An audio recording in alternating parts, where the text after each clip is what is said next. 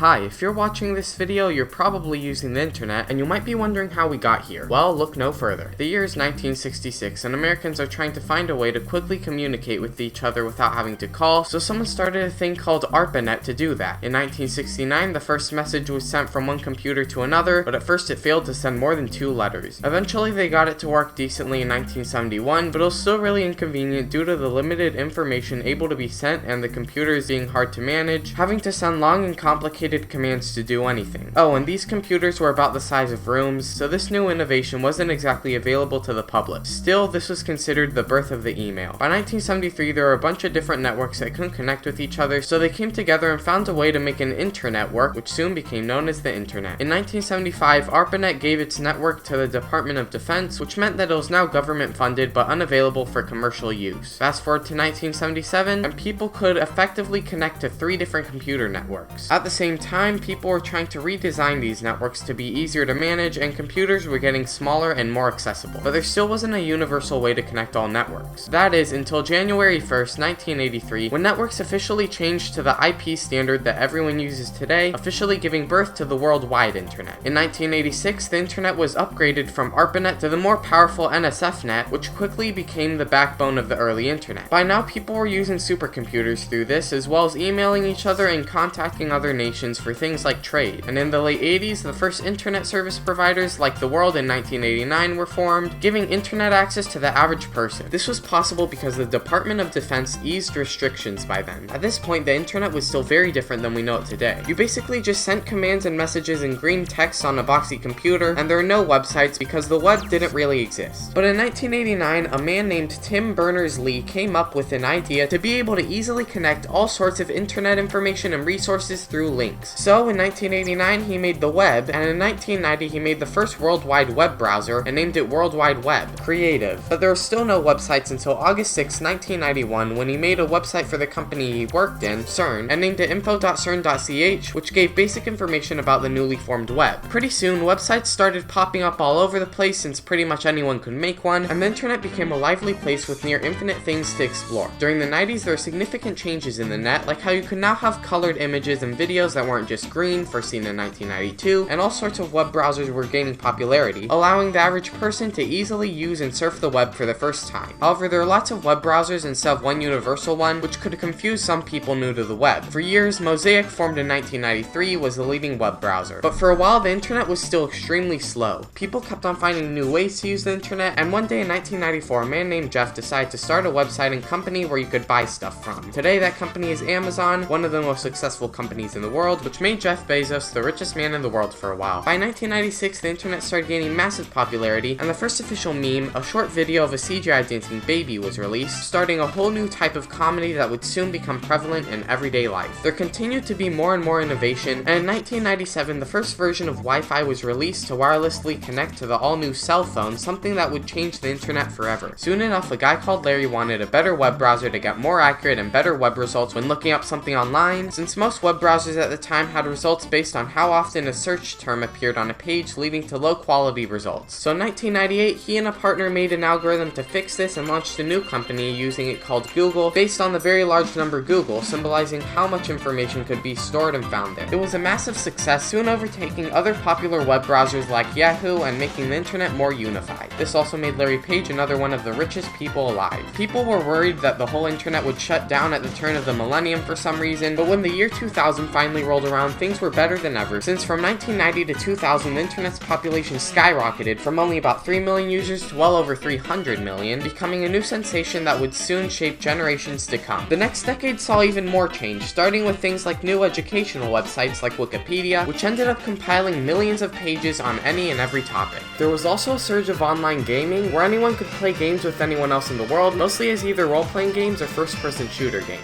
This gained such massive popularity because computers were now small and accessible enough to buy one at your local Best Buy and take it with you. Then came the rise of social media. In 2003, the first widely popular social media, MySpace, was launched, which let users edit their profile, post their thoughts, and message other users. It was a hit, and soon afterward in 2004, a guy called Mark decided to make his own social media with faster load times and more innovation than MySpace. All of a sudden, social media started popping up all over the place, with some becoming more popular than others. Even with all those new sites, for a while there was still no major video sharing platform. So in 2005, Jawed Karim and a couple of others made YouTube, and Jawed started it off with his first video, Me at the Zoo. Pretty soon it became very popular, and in 2006 the now most popular website in the world, Google, bought this site, and it eventually became the second most popular website in the world right after Google, and the most popular social media ever, now with over 2 billion monthly users. But let's not get ahead of ourselves. It was actually around the time that YouTube was invented in 2005 that the internet reached a major milestone, 1 billion users. By this time, with the rise of social media, the internet simultaneously became a bigger and smaller place. Bigger because of all the new users, but smaller because due to all these major sites being accessed so much, it took attention away from smaller sites, which is most of them, causing many of them to become inactive and discontinued. In 2014, the internet reached a billion websites, but growth afterward has been very slow, and it's only at 1.1 billion websites today due to so many old ones being shut down. In fact, over 80% of websites are currently inactive. In 2007, a new revolutionary invention was released, the iPhone, the first smartphone. This wasn't the first phone with internet access, but due to the high-tech features and affordable price, everyone was getting one. This made the number of Wi-Fi users skyrocket, boosting the internet even more. And with the introduction of the App Store came both numerous online mobile games and mobile versions of popular social media, which soon became widely adopted. Eventually, this allowed social medias like Facebook and YouTube to both reach a billion users in 2009 and 2013 respectively. Not too long after the iPhone's introduction, in 2009 4G was introduced, which made the internet significantly faster than it was before. There were a few generations before that, but they're not very important to talk about. In the 2010s, the internet became more refined and basically became what you know it as today. That is, if you're watching in the 2020s. While some websites and apps, like Instagram and Twitter, rose in popularity, many older and less used websites became completely forgotten. After some time, some of the biggest celebrities rose to fame because of the internet, specifically MrBeast from YouTube and Charli D'Amelio from TikTok, which was introduced worldwide in 2018. MrBeast changed the game with YouTube, making some of the craziest, best, and most expensive and generous videos on the platform, while Charli D'Amelio just dances, I think, though I'm not going to check it out to make sure, but she still has over 150 million followers, just under the amount of subscribers for MrBeast. TikTok gained massive popularity soon after its arrival, but has been seen to directly shorten people's attention spans due to their short-form vertical content, and it could also be banned in the US due to concerns of the Chinese spying on Americans through the app, since the app is Chinese. Still, this new type of content has spread to nearly every major social media. By this time, the internet helped Apple become the world's first trillion-dollar company in 2018, followed by other tech giants like Microsoft, Amazon, and Google. Because of this, pretty much everyone on Earth with a decent income had a smartphone with internet access, making the internet so large that over half of the entire world's population uses the internet today. Also, 5G was introduced in 2019, which made the internet even faster, but at this point most internet speeds were so fast that you wouldn't notice a significant difference with most internet activities. And in 2020, when everything shut down due to COVID, people were using the internet more than ever before, and memes had become modernized and commonplace. In 2014, we saw the first wave of artificial intelligence with internet access, specifically Amazon Echo, and later in 2016, Google Home. These virtual assistants helped us get one step closer to smart homes, which are basically houses that are full of automation and AI. But that was only the beginning. In 2022, we started to see significant advances in AI. First in June with Midjourney, which can now make photorealistic images from nearly any prompt, then in December when ChatGPT was introduced to the world, which could answer any question you had more effectively than Google, with original information compiled from tons of sources. It could also write code, make essays, and more, so it makes sense that it gains popularity extremely quickly. It gained over 1 million users in just 5 days and 100 million users in 2 months, by far the quickest time for anything to do so. Then GPT-4 came around in 2023, which was significantly better, now able to pass nearly any exam with amazing scores. Also in 2022, due to virtual reality gaining more and more popularity, the same Mark guy that made Facebook decided to create the metaverse, which was like the internet for VR where you could play games and explore all sorts of virtual places. However, this really underperformed, and Mark Zuckerberg soon lost most of his wealth. Don't worry, he's still a multi-billionaire. Finally, in 2023, Apple announced their first augmented reality headset, which makes it look like virtual things are in the real world. This could completely change the internet into an AR experience, but we might have to wait a while before it catches on and prices decrease, because I doubt many people will want to pay $3,500 for it. Also, Mark Zuckerberg made a new app called Threads that got 100 million users in just 5 days, putting ChatGPT's record to shame and putting a rivalry between it and Twitter, which Elon Musk bought in 2022. As of 2023, they may or may not fight each other in the Coliseum. Today, the internet is a very different place than it was 30 years ago, and it will likely continue to change even more in the coming decades, especially with the quick rise in AI, VR, and AR. But we'll just have to wait and see where the future will take us. Thanks for watching and subscribe if you want. Bye!